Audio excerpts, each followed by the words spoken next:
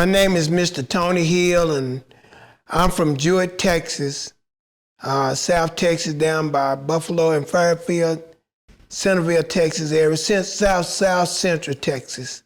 And I grew up as a little boy with my grandparents.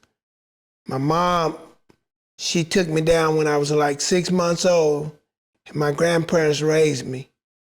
My grandpa and grandma, Mr.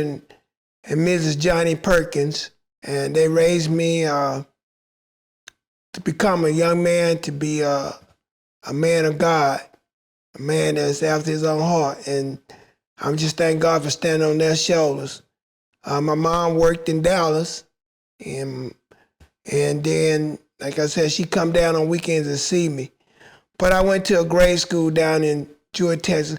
I went to the first the only African American school was G.W. Carver High School. And I went there, it was K through 6, well, first grade through 6.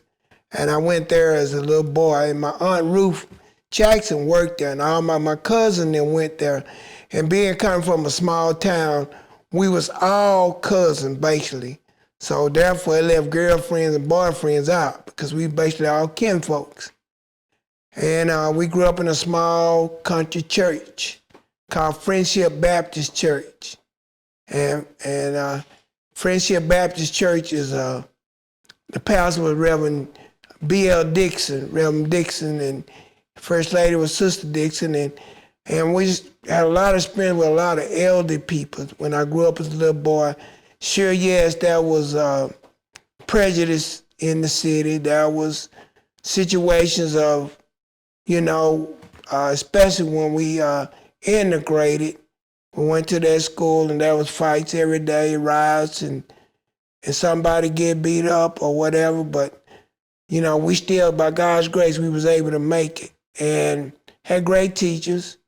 Matter of fact, my fourth grade teacher, his name was Roe Jackson, white guy, white man. He wanted me to stay after school one day, so he wanted to teach me how to do my math correctly.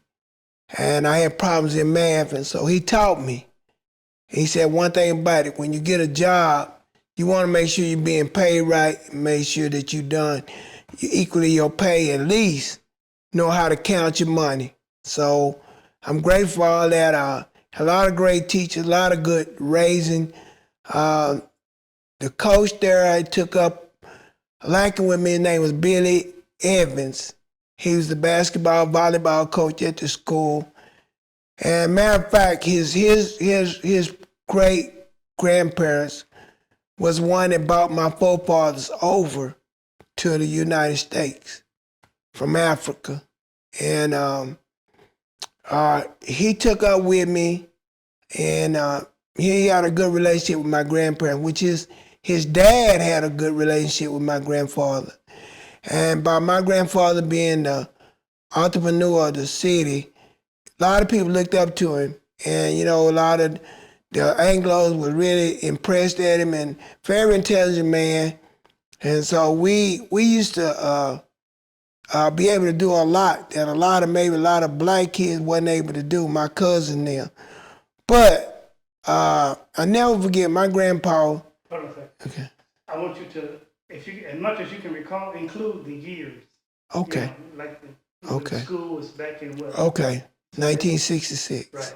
Okay. Yeah, okay. Just go ahead. 1966, I started at G.W. Carver as first grader. Like I said, my Aunt Ruth Jackson was a teacher there.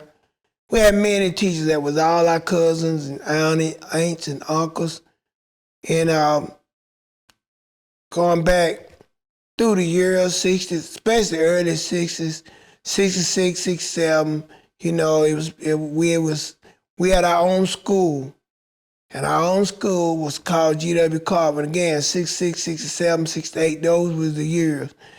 And my grandpa used to take me uptown, and I never forget, we was at a feed store, and the man, his name was Charlie Ray Leeser. He's a white guy there, and then they had an old barbershop. But we couldn't go in that barbershop. We barely could go on the front street as African American. And so my grandpa he was able to. And so one day, they had ice cream, a Dairy Queen over to the right in the 60s. And Dairy Queen, and when they had that Dairy Queen, my grandpa would go over there and buy, they had them white people go there and buy me ice cream and have me to dance on the street. And like Chubby Checker, back in them days, I was dancing. And so they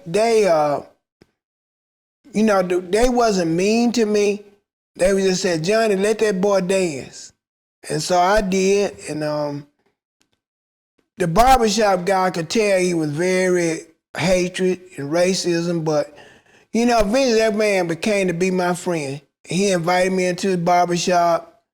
Didn't cut my hair, but he was in there. He just invited me in. And so as a little boy, I learned a lot about love. I learned about character, and I learned about being who I was as an African American.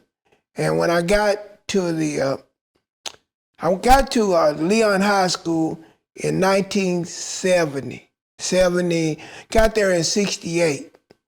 I was there at because they closed our school down. I got there in the 7th grade. When I got there, my Aunt Ruth and my cousin Jessica and Elnita, they moved to Houston. So I was there with my grandparents by myself. And so I went to school, had to catch a bus out in front of the house. And back then, you couldn't miss no bus. You did. Grandparents didn't play that. You miss a bus, you're in trouble.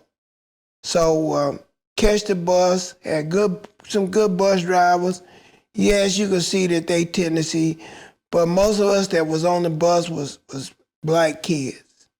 And yes, when we got to the school, the white kid was not really welcome and warm to us, but by God's grace, we was able to make it. Like I said, in the 70s, late 69, 68, 60s, it was a lot to go through. And but they couldn't hold us back because they needed our athletes to be able to participate. And so my cousin and I all played football, and naturally the white kid was the quarterback, and all the skill position was the African Americans. My cousin and my friends, and so I went to school all through high school, and I was I guess go back to Mr. Billy Evans. I met him in the 70, and he told my grandpa that he would take care of me. I wouldn't have to want for nothing at the school. And so I could go up and I worked for 50 cents at his daddy's service station. I was go up there and pump gas, and that was 50 cents a day.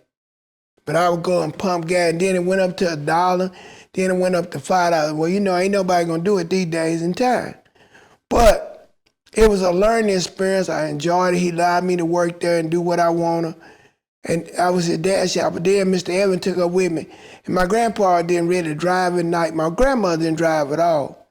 And my uncles and all my aunties, they was older too. But anyway, Mr. Evans had three boys and a girl.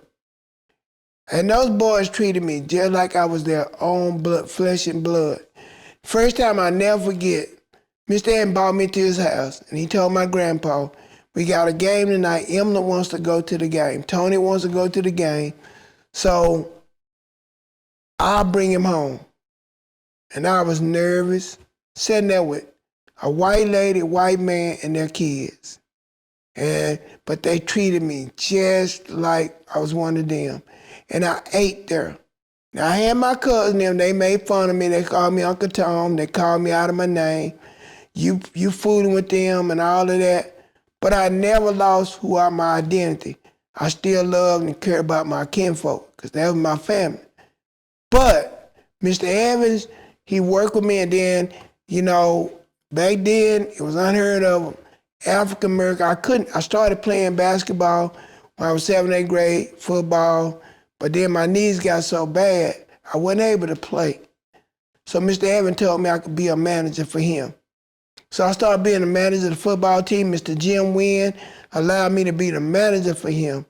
And Mr. Evans, both of them allowed me to be the manager for the football and basketball team and baseball team. So I started doing that. And Mr. Evans, he would put me on the bus, and it would be nothing but white girls. Only person on there black was me. And you know, back then, the men didn't like it. The white men didn't like me being on the bus with their daughters. But thank God Mr. Evans stood up and loved me enough to tell me that tell the people that it's gonna be okay. And I rode that bus for 3 years with those white girls. They won state and volleyball, basketball. Then the boys started coming on. Then, you know, naturally, everybody started interacting. The white and black start going to the games on the same bus. We start having fun. Fights, we got lesser with fights. My cousin was named Larry Benson. He became the quarterback of the city, and he was on top of the world, but he got in trouble with an Anglo-white girl, and I was crazy about Larry. And I was close. We were like brothers. That was my first cousin. And we had a lot of cousins. We all had cousins, and Larry got in trouble. And I never forget, we was at Larry and them house, and they told us we better get out from up there, because the white man had found out that Larry had got his niece pregnant. And he said he gonna have to leave town. And that was very strange to all of us, because here he's the quarterback of the school, the main player, and they said, no, not in this city, he can't live. And they came there and told my uncle and them and my auntie, old people having to move, been there 30, 40, 20, 35 years, back in that was 1972, and they told him they had to move. So Larry winded up going to another school. He went there for about 3 months, but then God blessed him to be able to come back to the school, and the people welcomed him back, because they found out that the young lady was pregnant, but her mama and daddy came to grips with it. And that was a hard thing for us, because, you know, I really wasn't used to that, seeing somebody being put out of a city. But thank God it worked out, and Larry was able to finish there at quarterback, finish school. But as I say, we went through it. We saw a lot. I saw a whole lot. Back down on them dirt roads, I saw we couldn't go with nobody but the white girls, and we got caught with them, we get in trouble, and they tell us we gonna get killed, we gonna get shot, and they would kill us. We'd be scared to go to school some days, but you know, we still made it. And going back to my grandpa, he was very influential in that city. Those white people stood with him when they tried to put one of my cousins, he had went to trial, my cousin. His name was Monk Robinson. And my grandpa had to go as a character witness. And when he went on that character witness, just by him being there, by the grace of God, those white people were going to kill him. They were going to murder him.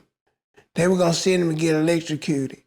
But my grandpa told them about his character. And thank God he got off. But we have many stories like that went on in the 70s. And to move on to 74, we graduated from high school. I left high school. I went to Navarro Junior College in 1974 and 75, and I met with Coach Orr and Coach Hearn. Coach Hearn was an Indian guy from Oklahoma, and he was the football coach. Coach Lewis Orr was a basketball coach, and they gave me an opportunity to become a trainer there in college. And that's where God started my journey in sports. But also, I left out a part back in 73, 74. They started this program called Little Dribbles. It was third graders through fifth. And on them team was nothing but Anglos. Our blacks didn't get to play. Finally, they started putting them on the team. And when I was in high school, I dreamed. I said, one day, if God allow me, I want to be able to have this program where kids can come and play, and they don't have to pay no money. I just pray that can happen. So moving forward, I went to Navarre and never left in Georgia, Texas, the Little Dribbles, and I went to Navarre Junior College. When I went to Navarre Junior College, I stayed there about a year and a half or two. I didn't graduate, but it was a learning experience. It was a learning experience because my uncle was a teacher and he went to Bishop College. My whole family was very educated family, of education. And my uncle wanted me to come to Bishop College and go to school so he could get me up and down there because I really wasn't progressing. I was just sticking to the sport like most kids do. And I left Navarre and came to Bishop College. And by me going to an all African American college, HBCU, was probably one of the greatest experiences that I had in life because it taught me how to grow up and be a man. Be a man. And when I was I wanted to be a man and be in sports and be involved and learn about endurance. And the name of my dormitory in 1976 was Lane Hall. That's where all the athletes, all the football players stayed and basketball players. The women had their own dorm, and the basketball girls and volleyball. But I saw guys, I saw drugs, saw everything in there. But I thank God he allowed me to make it through. And I never participate. We've had 20 degrees outside and we had to take cold showers, walk down the middle of a hallway, nothing but a towel around us. We had to walk down the hallway in a men's dormitory. Sometimes there would be no hot water. Sometimes it'd just be freezing in there. The heat would be off. But it taught me how to endure. And we've been on a lot. I've been all across the land in sports. We would leave like on a Tuesday, Wednesday, when we return back to campus on Sunday, going on basketball, football trips. It was one of the most intriguing, most important part of my life. Taught me how to travel, taught me how to prepare, taught me how to plan. And then it also showed me that the downfall of, the college downfall. They didn't have money to pay for us to go stay in the hotel or go to eat. Then I saw my godfather, which was a coach, take money out of his check and pay for the hotel, pay for the guys to get something to eat. So it was a learning experience to see HBCU, Black College. We went through it. I had a chance to see Jerry Rice. I had a chance to see Walter Payton. Had a chance to see Ed Too Tall Jones. All them guys. Matter of fact, Ed Too Tall Jones stayed in our dormitory when he got drafted by the Cowboys. And people said, well, why he didn't stay? But my roommates was his best friends from Tennessee State, Cootie Bryan and Booty Cox. So he came and stayed with us in the same room, Ed Too Tall Jones. And had a chance to meet Thomas Hollywood Henderson. All through HBCU, I met Mel Blunt. Just so many guys that I met. And here I'm looking at them on TV. Just so many African American, the wide receiver that played with Joey Gillum. Joey Gillum was his brother. Joey Gillum brother was one of the coaches where I went to Bishop at in the 75, 76. His name was Joe Gilliam. And Joey Gilliam was a coach played for the Pittsburgh Steelers, quarterback, African-American quarterback. And Coach Gilliam, he grew really fond of me. And people used to wonder, he had a two-seater sports car. Back then, for African-American coach, man, to have a sports car, two-seater with the drop top and all that. And he would just give me the key and say, just go see your mama. He would let me go there and see my mama, and he would let me go wherever. He always just Go. Just do what you want. And then, the kids, the boys always said, man, you get to do everything you want. And I know God was all in the making of what was going on, what he had planned. And the coaches, coached each other. And my basketball coach was named Ben Lilly and Dwayne Govan. Dwayne Govan went to the Detroit Pistons, and he didn't make it. But he came back and gave back and was a college basketball coach. I had a chance to see Elijah Warren. I had a chance to see Julius Erving. Had a chance to see all them big stars, Dominique Wilkins, Michael Jordan. All them guys I saw in the late 70s, just seeing them guys. Then I got involved with the Boys Club of America through Spud Webb and the Boys Club over in Oak Cliff. I worked in Oak Cliff for about 6 or 7 years. God allowed me to start seeing that little dream come true. Kids we played football, played basketball, and we always had good athletes. And for years, 5 and 6 years, we never lost a football game. And we went out to Mesquite, and they said that was Anglo country. And they only had 2 blacks on the whole team. And my boy would get tackled, they would spit on them. But them boys would get up and just go back to the huddle and just score a touchdown.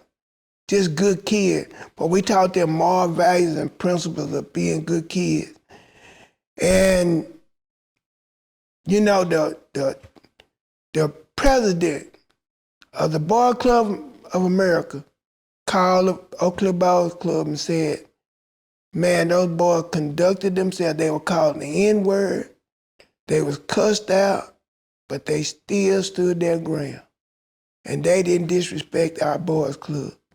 So it was always about discipline, fundamental discipline.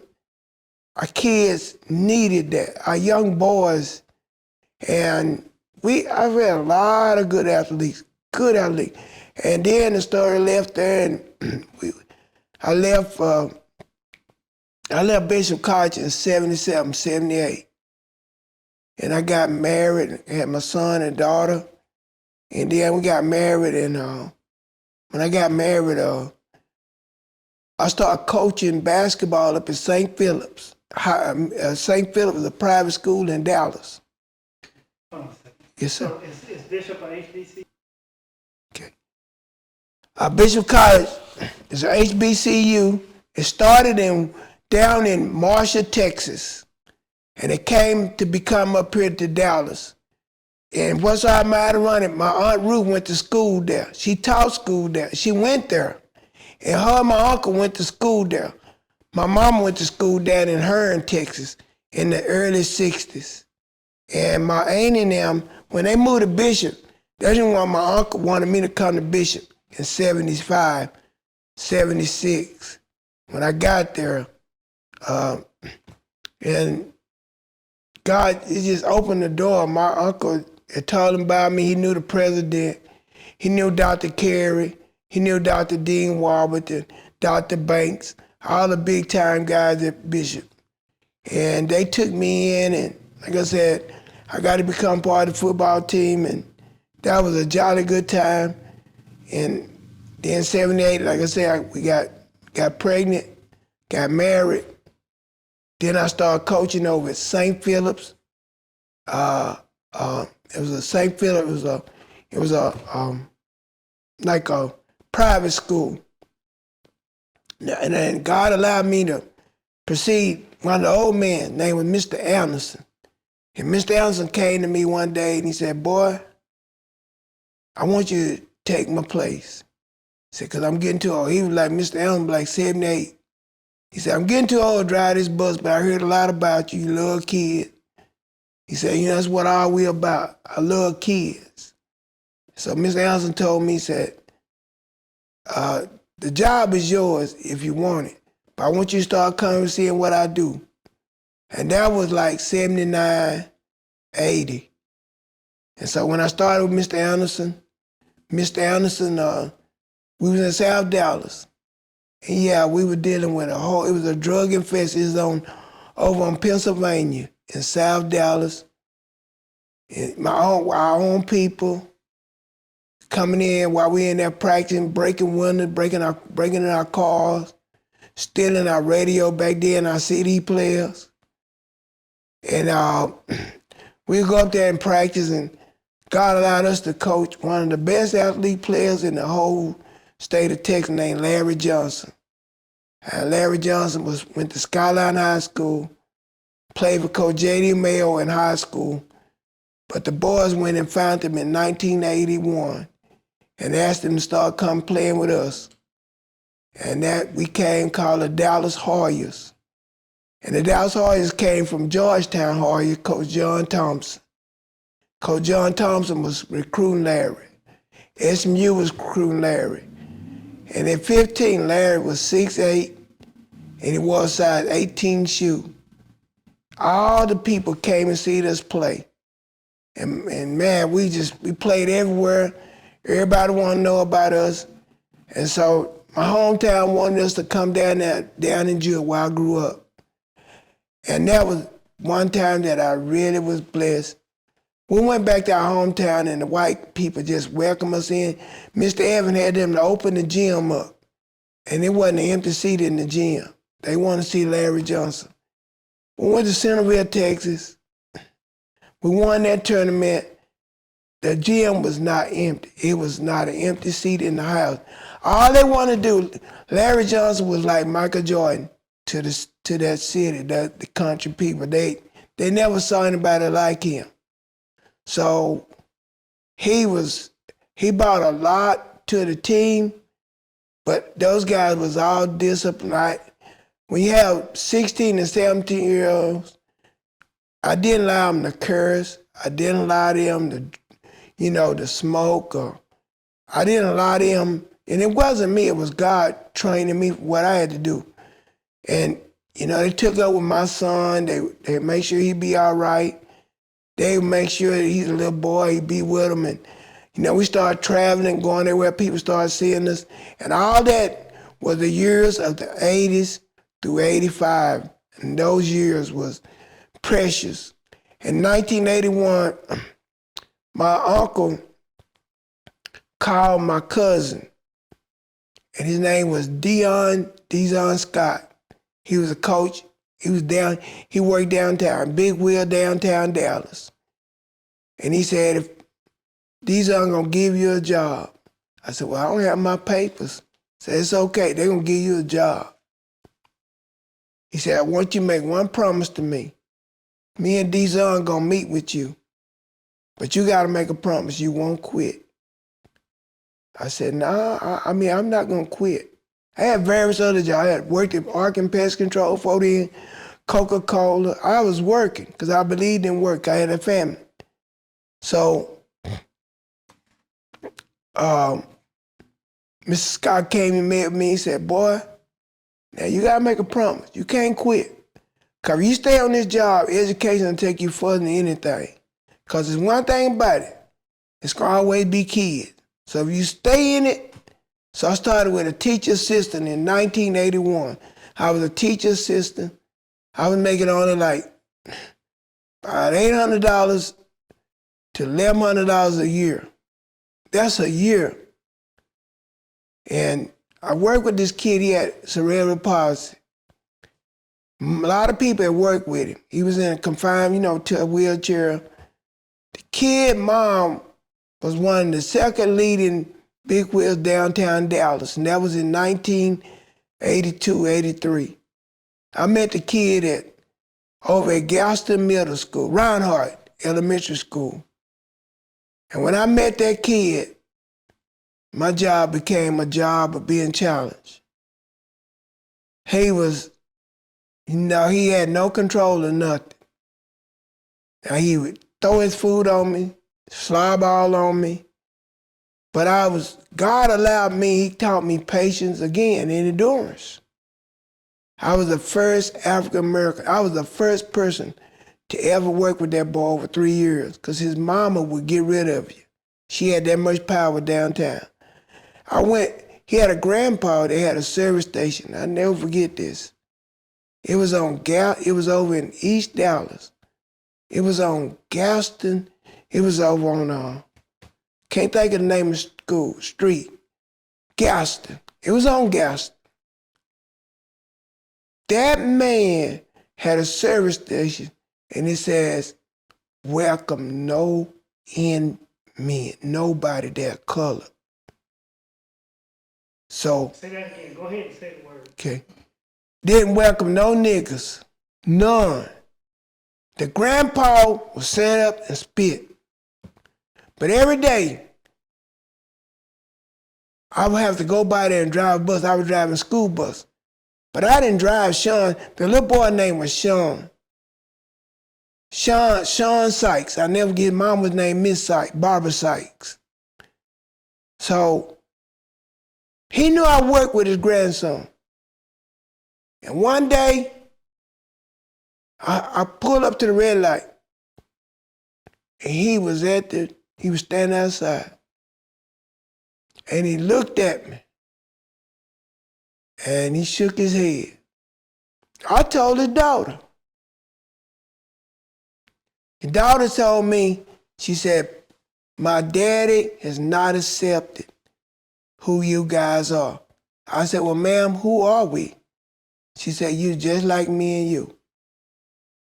We're all one, but my dad haven't accepted it yet. Well, God works in mysterious ways. Sean needed a wheelchair. Sean had a wheelchair. I would push him up and down the hallway. Sean couldn't do nothing. So that's when they really came out the remote wheelchairs in 1985, 86. Sean needed a wheelchair. So I was friends with Harvey Martin. Used to play the cowboy with my cousin. But Tony Dorsett, Tony Hill, Ron Springs, Randy White, Robert Newhouse, Victor Scott, man, it go Too Tall Jones, man, Mark Washington, Clifford, all the cowboys, we all was friends. I was close to them. They treated me just like I was one of them. Wherever they went, I went. Yes. It caused me a lot of heartache because it caused me my marriage, hanging out with them in the 80s. But Sean needed a wheelchair. And I went and asked Tony and Ron Spring, would they do me a favor and play a benefit softball game? And they asked, where are we going to play it at? I said, we're going to play over at Beckley Center. The first thing they said, man, I don't know about no South Dallas. Oak Cliff, man, where we going? And so Victor Scott and Nate Thurman, they was like the hoodlums of the team. Man, we going down there and do this. So I had a team for them to play, which I was coaching the college guys from Bishop. They played softball for me too. They played softball. So the way people could come to the game, because it was outside, it was an open field. Now we played at Juanita Craft Park over in South Dallas. And the way the people, we could have to make them pay because it was an open space. Anybody could come up. And they came out of the projects. When them cowboys started pulling up in them nice cars, people started coming from everywhere. The wheelchair was going to cost about $12,000. By God's amazing grace, we made $25,000 that day in about 2 hours. That many people came to the park. Yes, I got the big head and I felt like a celebrity, but God was a celebrity to let those guys come and do that. They came and did that.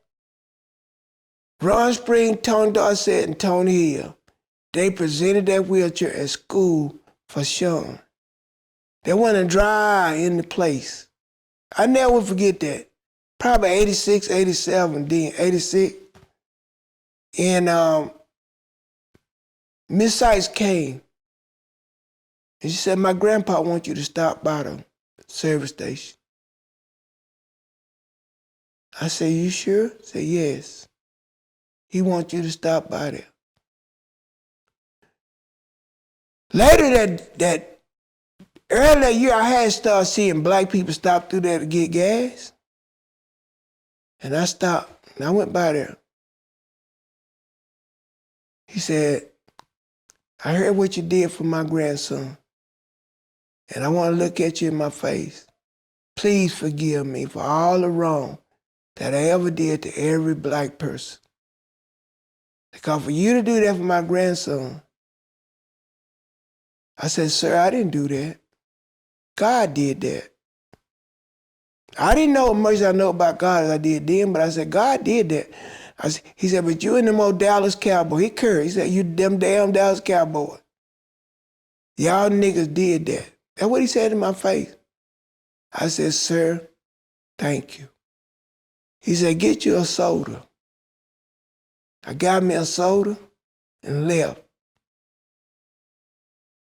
That man every day, when I got to that red light, would meet me out there with a smile. And I thank God, that was in like 87, 88, like I said. Sean, I followed Sean to Galveston Middle School. When we got to Galveston Middle School, Sean was 8th grader. That was the last years I worked with Sean. But just for that baby to get that wheelchair meant more to him than anything, because he could remote up and down the hall and he didn't have to get pushed no more. But it still taught me perseverance. It still taught me who I was, who God wanted me to be. So as we graduated from that with Sean, we moved on, okay? Okay, my name is Tony Hill. Dallas Future Stars is the name of our organization. Dallas Future Stars started as Slam and Jam in 1993. And in 1997, we was at Carter High School. In 1997, Coach Rob Wright, the guy that brought it to Dallas, he went to University of Texas as University of Texas basketball assistant coach with Tom Penders. So he gave me the league. So we started the league from there in 1997. And by God's grace, we still able to still have it this day. Dallas Future Stars is about kids coming to a gym, playing basketball that they like to play.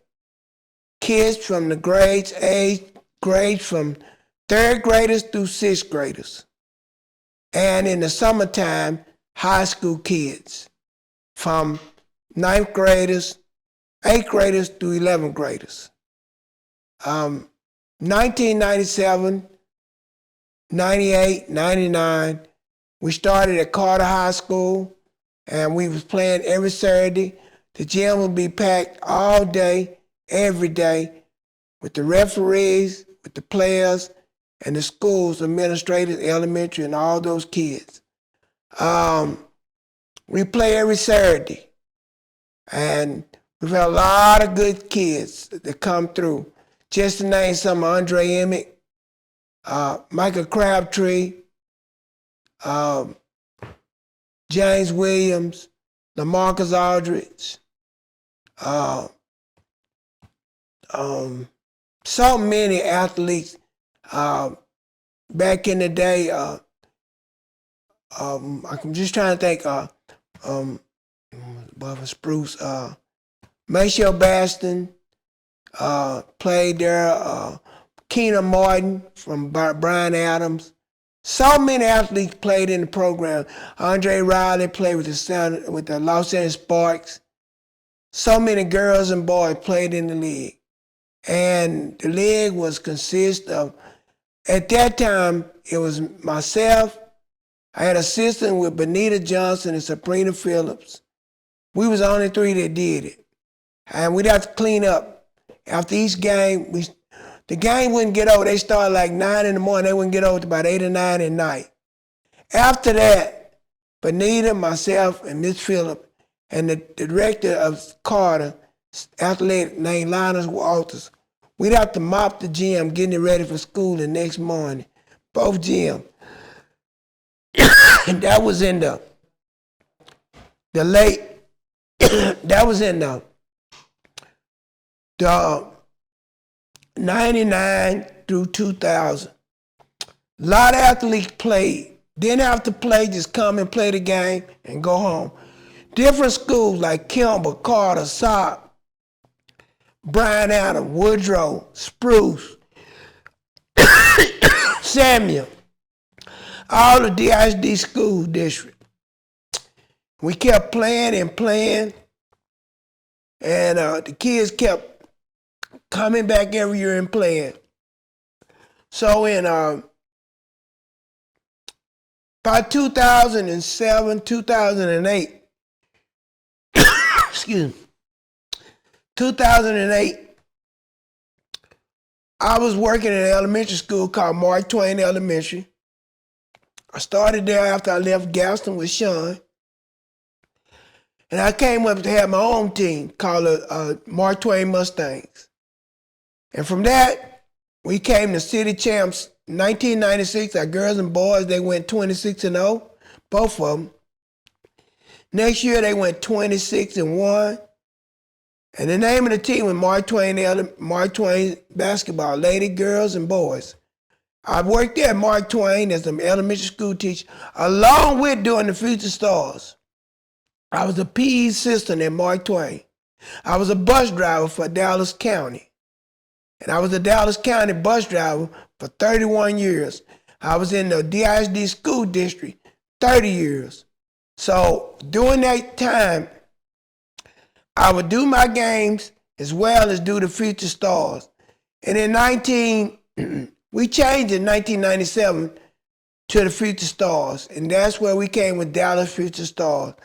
And that meant the kids that are coming up, they're our future. We taught integrity, character, spiritual well-being. The thing was that before they played the game, every game they had to pray before they played. That was very essential. That was very consistent. That's the only way they could play. Everybody had to be responsible for each other and look out for each other. The girls, they look out for the boys, boys, they look out for the girls. Sure, that was rivalry. We went Carter versus Kimball, elementary Mark Twain versus Dale Turner. That was a lot of rivalry, a lot of people going on back and forth, but guess what? God still saw us through. We had a lot of good help, a lot of good support from the city of Dallas, athletic department, Mr. Goree Johnson. Also, many athletic directors just so grateful, so helpful. President of the school district came out to see Dr. Henry Host come see the program. And it was all about God, giving back. And that was my little dribbler's dream. And we were studying moving forward in basketball as the Future Stars grew. And it grew and grew. And we play every Saturday. The kids don't get charged. And we have an elementary.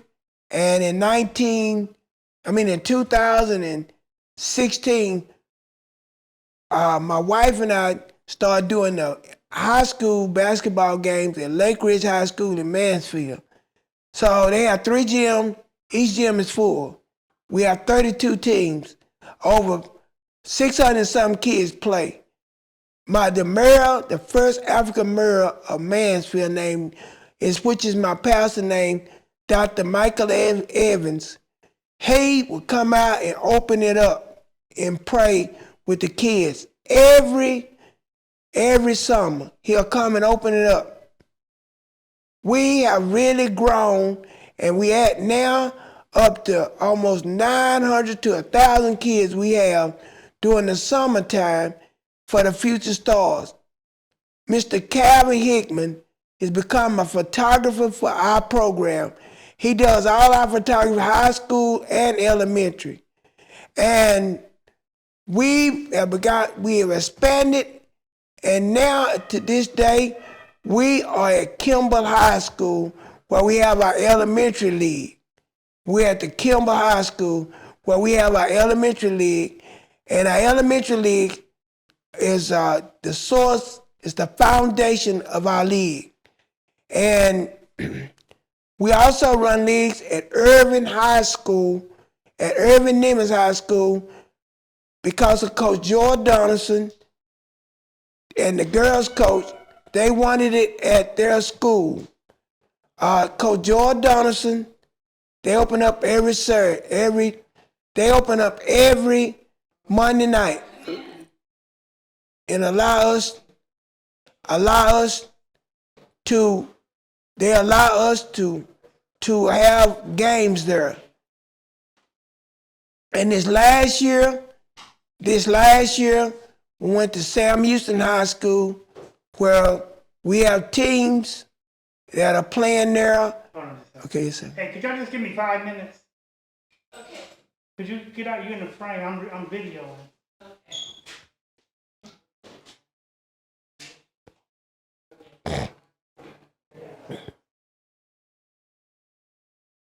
My wife too loud out there? No, that ain't her. That's the resident. Okay, okay. We're going to take about 5 more minutes. Yes, sir. Okay. We're now at Sam Houston High School, and we have 20 teams. Coach Keelan and Coach Darius Williams, the basketball coaches, boys and girls there, are now opening up their doors. So right now in the Summer League at the Dallas Future Stars, we have 32 teams at Lake Ridge High School. Coach Dante Wilson, my neighbor, good friend, or brother, he allowed me to be there, and Mr. O'Neill, the athletic director from Mansfield, Mr. Eric White, Mr. Bruce Chambers allowed me to be in Arlington, and Mr. Clint Rowdy, who was the athletic director. They have allowed me to open up at these schools, and I thank God me and my wife faithfully do that on Tuesday night at Lake Ridge and on Thursday nights at Sam Houston. We have 32 teams at Lake Ridge. We have 20 teams at Irving Nimitz and 20 teams at Sam Houston. Girls and boys, we have truly been blessed with the Future Stars. And lastly, our elementary league took a pause in 20 from the pandemic. Before we went out for the pandemic, we had 46 teams of elementary kids from the Metroplex. We had DeSoto kids, Duncanville kids, Lancaster kids, Dallas kids, all involved. We had close to 850 kids, that's along with the cheerleaders, all the drill teams, all the school participating. It was a grateful thing at Kimball High School. And at Kimball High School, Mr. Hickman will come up and take pictures. We've been very fortunate, so we had to take a pause, 20 through 22. And 23 years, we came back to 2023. This is our first year back at Kimball High School. And we have this year only about 400 kids, but we only have, we got a lot of new young coaches. And my staff consists of Miss Sabrina Phillips, Miss Burton, Miss Connie, Miss Monty Harris, Miss Tiffany, and the athletic director, Mr. Bam Harris, and the principal, Mr. Michael Smith. All those guys have allowed us to use the gym and as no charge. And my wife and I were on the Summer League, and our staff we are staffed well with good people that are part of our staff. Our daughter, Mr. Smith, our daughter Tiara Johnson, and then we have my sister Sheila Washington. We have all this is Summer League, Mrs. Clay. We have so many people so supportive of this league, and all the funding come from us giving back, and the kids still get to play free. I just thank everybody for their support, their love, for making it possible for these kids to be able to play free. And this coming weekend, March the 4th through the 6th, we will have our 2023 championship for the Future Stars of Dallas Future Stars. And we love at Kilmer High School. We want to thank everybody. Thank Mr. Gregg for the opportunity, and we're grateful. Thank you.